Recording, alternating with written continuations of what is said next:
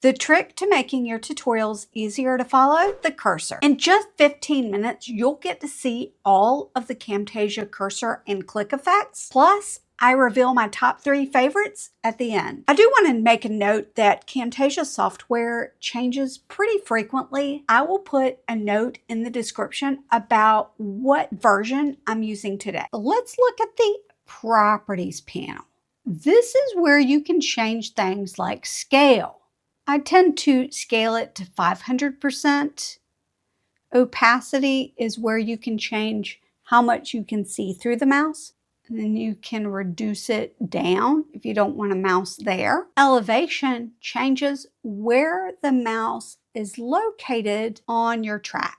You can change it to above media effects or always on top. I know what you're thinking because I thought the same thing. What is this actually changing? When the mouse is on original position in media, the blur would cover everything, including the mouse. Down click and change it to above media effect. The mouse is above that effect. You can blur the information on the screen, but still have your mouse showing if you want. Right next to your cursor, there is a down arrow. And to be honest, I rarely look at this unless I want to remove our cursor altogether. One of the effects that I love to use is called Smooth Cursor Across Edits. Without this, if I make an edit here and I make an edit here, then when I get rid of this middle section, it will jump straight from share down to pages. Did you see that? It just jumped. Now, if I had that on, when I get rid of this segment right here, it will. Did you see the cursor that time? It moved from share to pages on its own. It did not just abruptly change the cursor. Edit cursor path. Let's see what it does, because I really don't know. Simplify existing path, create new path. Okay, so simplify existing path, continue. So you see how many paths my cursor moves? So what if I get rid of that? And I get rid of that, and I get rid of that. So I'm down here at the bottom and I'm just getting rid of simple cursor paths. This should be much simpler. Share, down, simple, finish editing. I'm not sure exactly what the create a new path does, but I do love the simplify existing path. I needed something that I could record my face and my screen easily on my PC. Camtasia allows me to do that. The one thing that I didn't realize was how much control I would have over my mouse. I feel like I've only begun to scratch the surface of what this program can do. If you are doing what I do and you share screen recordings and your tool does not allow you to make edits to your mouse, then you might want to consider Camtasia. Over on your left-hand side, there is one called Cursor Effects. If I'm on something else, let's say voice narration, and I click U, cursor effect will pop up. And you can do one of two things. You can left click and just slide it over on your screen so that you can see that, or you can left click and drag it to your clip. You can change the cursor to whatever you want. You can even change the outline as well. Cursor glow. This adds a bright glow around your cursor. And just like the others, there are things in the properties that you can change, including color, intensity, thickness. You can even make it pulse, but I'm not going to do that, and change the speed. Let's remove that by clicking X so that we can check cursor highlight next. You can also change the color. You can change the opacity of it. You can change the size of the highlight. You can change the softness of the edge around the highlight. You can even make it ease in and out if you want. The fun thing is that you can click a plus button next to it and create your own preset. I love to use white as my highlight, so I have a preset with that color. Cursor isolation is interesting. It hides everything except for the cursor. Cursor magnify. Left click, it magnifies what's right underneath the cursor. I love using this and then increasing the size a little bit and also increasing the zoom a little bit on it. It's extremely helpful when you want someone to be able to see just what's underneath your cursor. Cursor motion blur.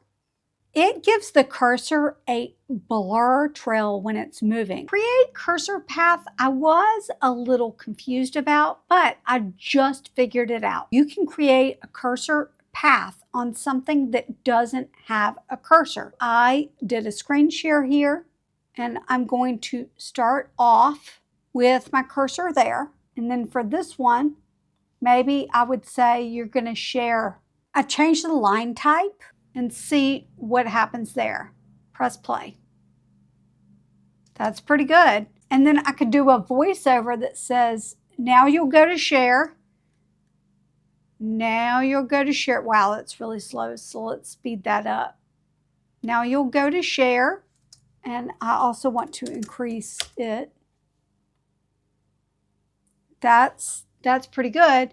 And finish editing. This is going to be fantastic actually, because if I forget to show something, I can do a screenshot, create a cursor path to show you, hey, click share. Cursor shadow is really subtle. So subtle, in fact, I added a white square so that you could see it. And there it is. I love this. I'm going to double click this so that you can see you could change the angle if you want. You could change the color, the offset, the opacity. Do you remember earlier in the video where I showed you this and it was basically editing the cursor path? There's another way, so click Restore Path. Look at the cursor and how it's going all over the place. There's something called cursor smoothing. Left click, drag it, you'll see it turn green. If I go over this, watch the cursor wasn't going all over the place. That is fantastic. One of my favorites is called Cursor Spotlight. Left click, drag it. It will darken everything except for where your cursor is. You can size it so that more around the cursor is shown as well. Gradient is very similar to highlight, except for, you guessed it, it has a gradient. And just as you suspect, you could change those gradients to be different colors if you want. It is currently at 50% opacity. You could change that if you want. You could change the radius, aka size, make it a little blurry by using the feather, change it to be a radial gradient. Kinetic cursor makes your cursor move differently in terms of how it looks. If you watch the tail of it. For lens, this is really interesting. And by interesting, I don't like it. We're going to add lens here. I will be able to manipulate this easily to be able to show you what lens does. It basically kind of distorts the image. Let's go with negative. I personally would not use this one, but I want you to see what it does. It legit gives the negative of what's under the cursor. Here, it's giving the negative of that black color. Up there, it's changing it to green. It just depends on what kind of look you're going for, but I honestly wouldn't. I can't recommend this one. You can't talk about cursor effects without talking about click effects. There are left click effects and right click effects. Let's look at a left click and a right click where the only effect that's been added is to increase the scale to 700%. We're watching the first one, now the second one. On the left click icon, burst 1. this is what that would look like. Now let's look at burst 2. Now let's look at burst 3. Let's look at burst 4. So always look at your property panels if you don't like something and see if you can change it to where you love it. Let's look at the same effects on the right click. Burst 1, burst 2, burst 3, burst 4. Keep in mind that I did remove each one of those effects in editing and that they could be stacked together. Let me show you that on left click. That actually kind of looks pretty cool. Just make sure that you change the color to all of them to be the same. I think that would look best. We're going to go to left click and look at rings. I did a custom one for me that's in a white circle. Let's look at ripple. And let's look at scaling. This is the one that I use every single time because I love this so much. You need to choose the one for left click for scaling and the one that's under right click for right click scaling. So left click. Did you see how it got smaller and then came back out? It's the right click options. Ring. Ripple. Scaling. We have a few more to look at before I show you my favorites. I'm just going to leave left click scaling on for these. Scope. Sound. I love sound. Target. Warp. Basically, it just warped it a little bit. And zoom. And like always, you can increase the scale, radius, and things like that. And let's real quickly look at the right click options, scope, sound. The thing with sound is that you can change the click sound from mouse click to laptop. You can even decrease or increase the volume if you want. I tend to decrease it. Let's look at target. I'm going to be honest, target's not my favorite. And neither is warp. Let's see what zoom does.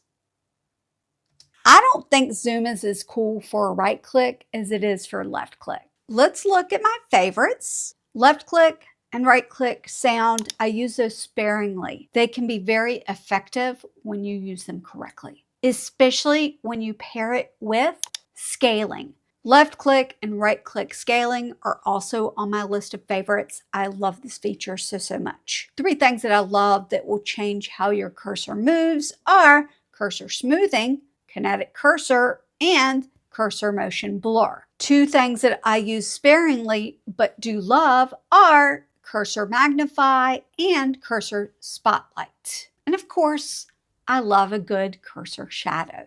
In my properties, what I've really come to appreciate is edit cursor path and smooth cursor across edits. If I only had to choose 3, what 3 would they be? Tied for 3rd place are cursor shadow or cursor motion blur. And the number 2 spot is left click scaling. I absolutely love that when I left click that the mouse shrinks a little bit and comes back out. My favorite feature is being able to scale up my mouse altogether. I love having a really large cursor so that people that are viewing my tutorials know where the cursor is at all times. If you want to know how I actually film these types of videos, check out this video next where I share all the tools that I use to record my screen and my face.